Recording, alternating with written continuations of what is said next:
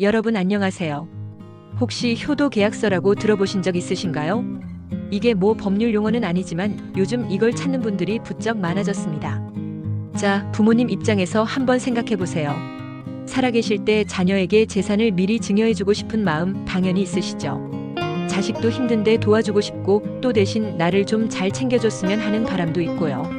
그런데 문제는 재산을 주고 나니까 연락도 뜸해지고 얼굴도 보기 힘들고 속상하시죠?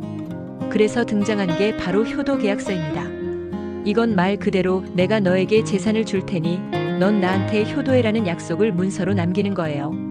들어보면 좀 씁쓸하지만 이런 계약이 실제로 법적인 효과도 있을 수 있습니다. 자, 예시 하나 들어볼게요. A씨가 큰아들과 계약서를 씁니다. 매달 용돈을 얼마 주고 매주 한 번은 찾아오고 생일엔 꼭 함께하자.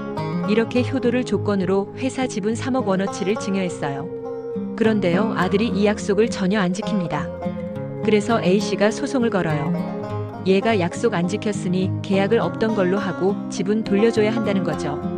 결과요? 졌습니다. 왜냐? 지분을 줄 때 아들이 마치 돈을 주고 산 것처럼 서류를 꾸며놨던 거예요. 이게 세금 피하려고 한 편법이라고 판단돼서 재판에서 졌던 거예요. 결국 재산도 날리고 자식한테 마음도 다치고 너무 마음 아픈 일이죠. 또 다른 사례도 있습니다. 어떤 부모님이 아들에게 건물과 아파트를 줬어요. 대신 효도 계약서에는 이렇게 적어놨습니다. 부모님이 여생을 물질적 정신적으로 안락하게 보내도록 배려한다. 듣기엔 좋아 보이지만 법원에선 이게 너무 추상적이라고 판단합니다. 어떻게 안락하게 해주는 거냐? 어떤 배려를 하란 말이냐? 이게 구체적으로 적혀 있지 않으니 계약으로 인정받지 못한 거죠. 그렇다고 항상 부모님이 지는 건 아닙니다. 다음 사례 보세요. 부모님이 아들에게 건물을 주면서 이렇게 말했어요. 5년 안에 5억짜리 아파트를 사들여라. 그 전까지는 건물에서 나오는 임대료는 전부 어머니에게 드려라. 그리고 병원비와 생활비도 책임져라. 이거는요, 굉장히 구체적이죠?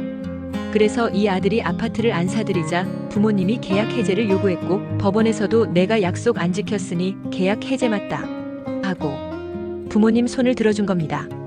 심지어 이런 경우도 있어요. 자식이 효도를 다 했는데 부모님이 약속한 부동산을 안 넘겨준 겁니다. 매달 200만 원씩 드리고 병원비도 드리고 명절에 보너스도 드렸어요. 이렇게 증거까지 챙긴 아들이 결국 약속한 집 주세요 하고 소송을 걸었고 법원은 아들 편을 들어줍니다. 왜냐하면 자식이 자기 의무를 다했으니까요. 그럼 여러분, 이런 일이 생기지 않으려면 효도 계약서를 어떻게 써야 할까요? 여기서 중요한 포인트 몇 가지 말씀드릴게요. 증여할 재산을 명확히 적으셔야 합니다. 얼마짜리, 어떤 재산인지, 현금인지 부동산인지, 주소, 계좌번호까지 정확히. 효도의 조건은 아주 구체적으로 매주 몇 번 방문, 병원비는 얼마까지 지원, 생활비는 매달 얼마, 재산 팔 때는 부모 동의 받기, 의무 불이행 시 계약 해제 조건을 꼭 적으세요.